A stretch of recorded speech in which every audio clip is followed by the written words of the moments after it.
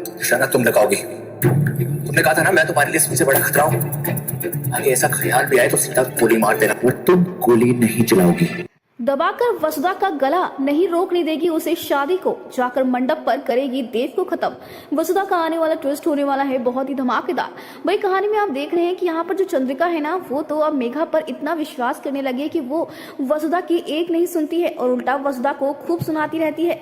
जहाँ वसुधा बार बार यहाँ ये साबित करने की कोशिश कर रही है कि उसे मेघा पर शक है, तो वहीं पर खुद वसुधा के जो पापा है ना, वो भी वसुधा पर विश्वास नहीं करते हैं, उसे निकल जाने के लिए, चले जाने के लिए बार बार मजबूर करते हैं। जहाँ वसुधा भी कहती है कि मेरे पापा सही तो कह रहे हैं, मैं किसी काम की नहीं हूँ और मैं बार बार इस परिवार की शांति भंग कर रही हूँ।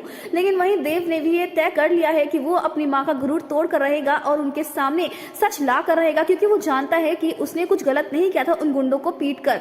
अगर कोई किसी का बदतमीजी करेगा, किसी लड़की से छेड़खानी करेगा, वो वसु है तो वो कैसे चुप रह सकता है। लेकिन यहाँ पर मेघा ने चंद्रिका के सामने इस तरीके से वसुधा की बुराई कर दी है, उसे इतना गलत दिखा दिया है कि चंद्रिका को अब कुछ भी सही लगता ही नहीं है वसुधा के लिए। तो वहीं दोस्तों अब कहानी में बहुत ही बड़ा ट्विस्ट आ जाए, क्योंकि फाइनली यहाँ पर अब मेघा अपना असली चेहरा वसु को दिखाने वाली है और ये बोलने वाली है कि हाँ, मैं इस परिवार को बर्बाद करने ही आई हूँ, मैं कोई और नहीं बल्कि करिश्मा की बहन हूँ। लेकिन अगर तुम साबित कर सको तो करके दिखाओ, क्योंकि मैं तुम्हें खत्म कर दूंगी।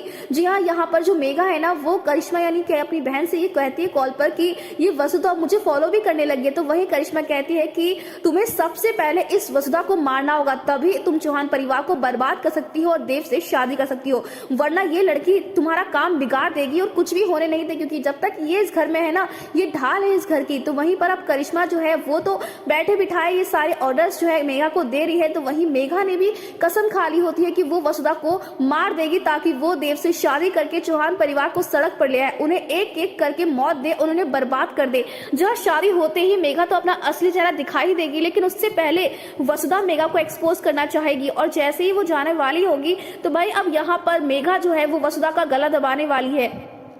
तो वहीं पर वसुधा बचाओ बचाओ चिल्लाएगी, लेकिन कोई भी उसकी आवाज नहीं सुन पाएगा, क्योंकि यहाँ पर बहुत ज्यादा शोर हो रहा होगा।